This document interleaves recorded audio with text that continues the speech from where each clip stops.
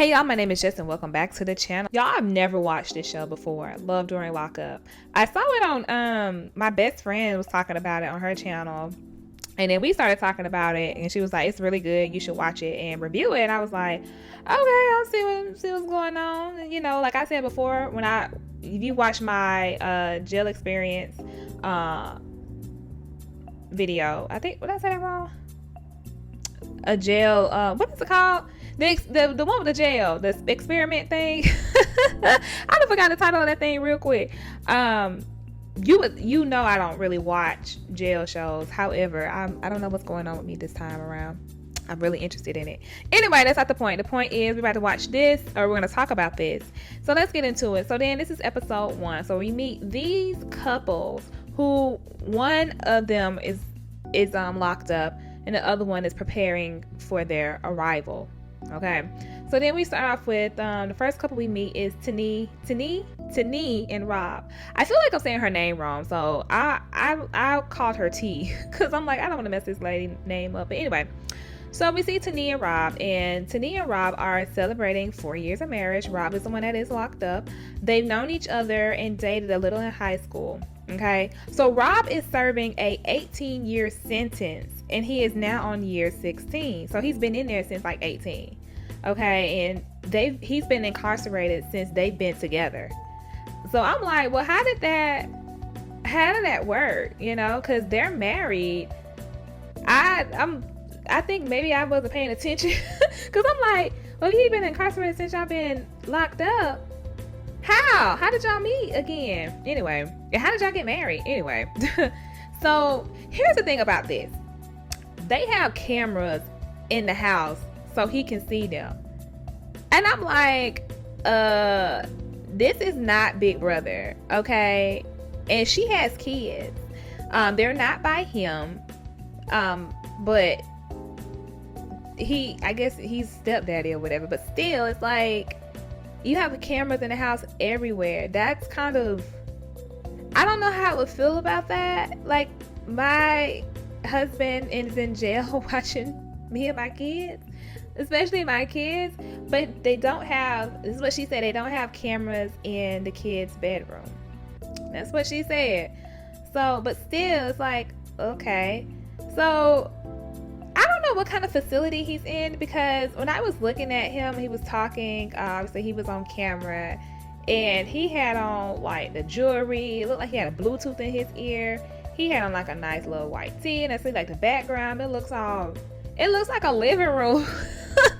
I'm like, what, is he overseas locked up? Because what facility is he in? Okay. So yeah, like I said, Tani, she has some beautiful kids. I mean, she's a beautiful lady herself, but they're not Rob's, but he claims them because little boy be calling him daddy. I'm like, oh, so I guess, is their dad not a part of their life? I don't know.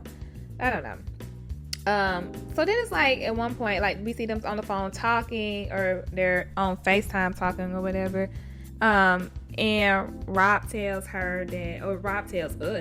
that he has to tell her, he tells her to, no, they weren't on FaceTime. I'm sorry. They were in the car driving to see him. And he was like, I got to discuss something with you or whatever. So I'm like, well, what is it? Tell us first, and then you can ease your way to tell her. But he never did. So anyway, we move on to meet Andrew and Candace. So y'all, they are a doozy to me as well. So Andrew is going to Vegas to see Candace. Candace is the one that's locked up, and he loves to shower her with gifts or whatever, which is kind of interesting to me. They met on a dating site or whatever, and they've been dating for like almost a year. And so Candace meets James, because James is over there, I guess, like helping Andrew pack up his stuff. So she meets James, Andrew's friend, and Andrew is like telling James that he setting Candace up with an apartment in Vegas until she gets an approval to move there with him in Jersey. Y'all, guess how much the rent is? $1,400 a month. And I'm like, Andrew, what do you do for a living? Okay, because if you're over here showering this lady with all types of these gifts, these luxury gifts or whatever, and then you're gonna be paying $1,400 a month, plus you got to pay your own stuff to live or whatever, you spending a lot of money. But then he also said he spent between $12,000 to $15,000 on Candace already. I'm like, how? What do you do? Like, what, how? It's, whew. I was like, this is wild. This is wild, okay? So, Andrew also lets us know that he is planning on proposing to Candace. He lets us know he's all the way in. He is all the way in. He is invested in Candace, okay? I mean, after I spent like $12,000 to $15,000 in total on you, and then I'm about to get you this apartment. Oh, Lord, I hope Candace do right by him, okay? Because ain't no way, y'all. Ain't no way. Anyway, so then we meet Ayana and Jamal. Y'all, oh, Lord. Let's get to them.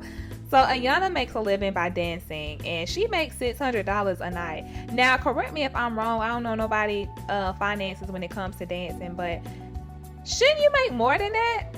I mean, Ayana's a really pretty lady to me. She's got a nice little body. And I'm like, and you only making $600? I thought y'all made more than that a night. Honestly, I don't know. I could be wrong.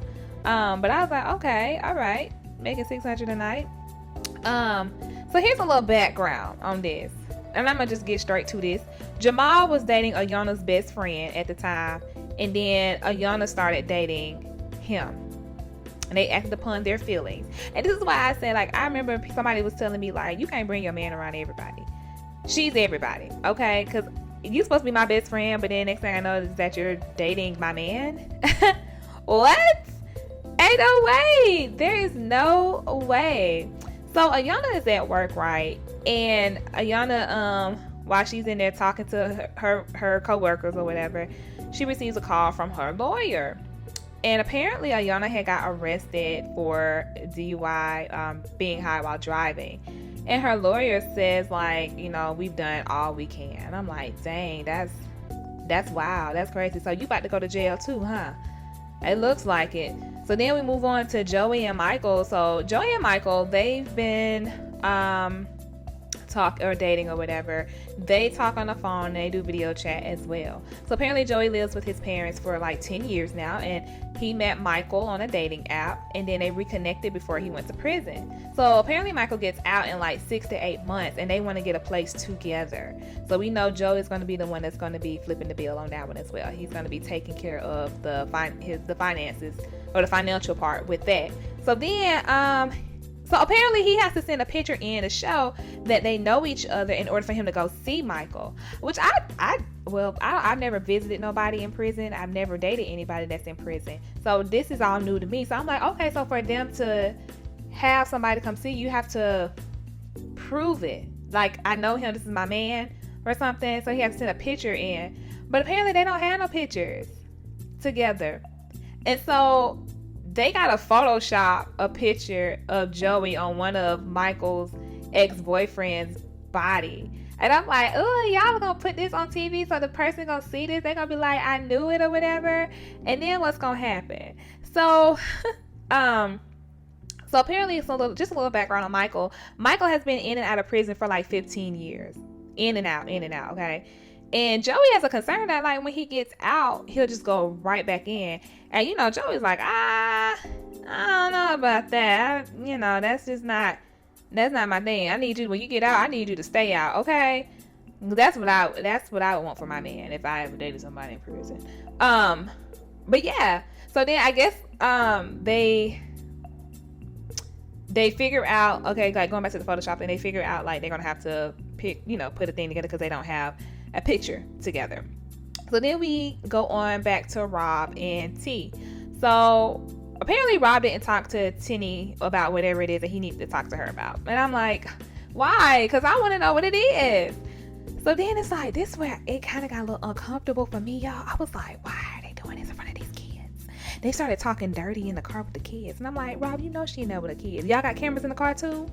Because if you do, you see she's in the car with her kids. I mean, they just left. They literally just left. You're here talking dirty. Y'all talking dirty to each other. Like, what? Can we not do this in front of the kids? Ugh. So okay, that's one of the things I was like, ugh. But then Rob had said that he'll talk to T whatever it is about. Like when he gets out, it's like the only secret he's been holding from her. And I'm like, what the heck is this secret? Well, tell us, okay? If you're not gonna tell her, then tell us. So then like she talk about, like, her and the kids, they talk about having Rob back in the house and how they're excited and nervous at the same time. And I felt so bad for the daughter when she was just like, it'd be nice for me to have my weekends back. I can go hang out with my friends instead of going to jail visitation. Oh, that made me so sad. I'm like, oh my gosh, I know that's right. And honestly, I would not take my daughter. If I was T, I wouldn't be taking my daughter there. Like, she has a life. Let her be a kid. Like, let her go hang out with her friends. I don't want her to miss out on hanging out with her people. So yeah, I'm like, do y'all go up there every weekend to see him? Okay, I guess, Anyway, moving on to Andrew and Candace, back to them. Andrew has a meeting with a financial planner, y'all, and this is another thing that gets me. These people are interesting, I'll say. So he's meeting up with her or whatever, and come to find out, like, his total monthly income is as close to how much his monthly bill will be, because he's spending all this money on her, plus he gotta live as well. And then he's already in credit card debt. He asked the financial advisor, should I just get another credit card? What? Okay, no. Why would you do that? Why would you go out and try to get you another credit card when you're already in debt with another? Come on, Andrew. Like, you were really blinded by love. You are so, and he seemed like such a nice, loving person, but you you can't afford all of this. I don't know. No. And if I was his woman, I'd be like, no, don't do all of this. Anyway, the financial advisor was just like, you just need to get better. Okay, you need to do better. Don't be trying to do all of this. But he keeps borrowing from his 401k. He's like, oh, I have 100 and something thousand or whatever. I'll just keep borrowing from that. And I'm like, what? Why are you doing that? Are you not trying to, but he says that Candace is worth being broke. What? In love with Candace is worth being broke, y'all. I cannot make this up. I wish I could, but I can't. I'm like, it's so sad because there's people out there that's like that. Andrew is the leader. It is not okay for you to be like, to make love, being in love make you go broke. Because how are you going to live? That's the most important thing. You need to live. And if you go broke, do you honestly think that Candace is going to stick around? Absolutely not. Absolutely not. Probably not. Anyway, so he tells Candace that he went to go visit a financial advisor. And she's just like, she's upset about it because she was like, you didn't tell me you were going to go visit a financial advisor today. Why are you going to go visit a financial advisor today? Are you broke? What's that going to do with me? She didn't say all of that part, but she's just like, why did you go see a financial advisor? Like, is everything okay? Like, you should have talked to me about this. Like, I feel like you're keeping this in the dark. I feel like you're keeping me in the dark. I'm not in the loop of things, what's going on and stuff.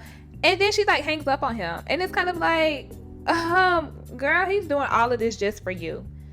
And I think he needs to continue to see a financial advisor. I think he needs conservatorship over his money. Because he's spending too much money. I don't know what's going on. I don't know what I don't know what Andrew do for a living, but clearly his monthly expenses are the same as amount of his paycheck. That man gonna be broke. He is gonna go broke trying to keep Candace afloat. And it ain't even worth it, in my opinion. But that's just me. Anyway, we move on to Joey and Michael. So Joey tells his dad that he photoshopped a picture of him and Michael to send to the sergeant. And then Joey asks his dad if they're ready to meet him or whatever. Y'all, I like Joey's dad. He is a sweet man to me. And I have a soft spot for him. Because he's obviously, Joey, I guess like their whole family has like a history of drug abuse and stuff, because Joey's dad is a recovering alcoholic. Joey, is he a recovering alcoholic? I think it was. But Joey is also in recovery. He was in a very dark space, and Michael has basically Michael and Joey are both addicts or whatever, and Joey dad says like he has his doubts because like Michael will tell you one thing, but it's like a thing where they'll tell you one thing when they're in there, but when they get out, it could be a whole different thing, you know? So that's why I'm like, ugh. I understand where Joey's dad is coming from as well. I think he makes a lot of sense. Because like I said, Joey's dad is a recovering alcoholic. Joey is a recovering alcoholic, and he turned to meth when he was in a really bad place again. He went from alcohol to meth. And it was like the last time that he had relapsed, he woke up I think he said he woke up in his parents' bathroom. He was like out of it, and they had to call the hospital, not hospital, ambulance and stuff. He had to go to the hospital. Like, you know, they thought that he wasn't gonna survive. They thought they had lost him. But, you know, that's when Joey changed his life or whatever. And Joey's dad was like, you know, Joey's dad said, like, he has to see change, like, with Michael. Like, he has to know, like, this is not going to be a career for you going in and out of jail and doing drugs, okay? Because that's what it sounds like. I feel like when people when they're in and out of jail like that, this is your career. This is your job, I guess. I don't know. So apparently Joey has a secret that he's been hiding from his family. I'm like, everybody is hiding something, but y'all got these secrets. Are y'all gonna spill it, or are we just gonna have to continue to wait? Because I want to know. I don't want to know when the family knows. I want to know now. Tell me now, and then let me be there when you tell the family, okay? So anyway, we ended up wrapping it up with Ayanna and Jamal. So Ayanna, remember we was talking about Ayanna might be going to jail. So apparently she has, with the second charge in a short-term period in her record, she could serve between 15 days or as many as 90 days, okay? But she's completed a alcoholic and drug program, but that can only go so far because she also has, they're also looking at other things as well. Apparently she got into a fight with Jamal's ex, which is, you know, her ex-bestie, because the ex was upset that she was with Jamal and the ex popped her tires, and she's like, well, I had to go beat her ASS up. Ma'am, hold on. Pause for the cause, because you stole this girl. Well, I can't say you stole because he was willing to go. You started dating your bestie's man. You don't feel like she has every right to be mad? Now, I probably wouldn't go as far as to pop nobody's tire because it's never that serious. I know no man, but I feel like the best friend was probably more upset at you because you're the girl. You're my bestie. You're the bestie, okay? So you did her wrong. And so now Ayanna is upset that she probably has to go to, she has to go to jail. So, you know, I can't say, you know, I feel bad for those kids. I'll say that. I feel real bad for those kids. My goodness. Anyway, thank you guys for joining me today. Let me know your thoughts and opinions down below in the comments about this episode, and I will see you guys in the next one. Bye.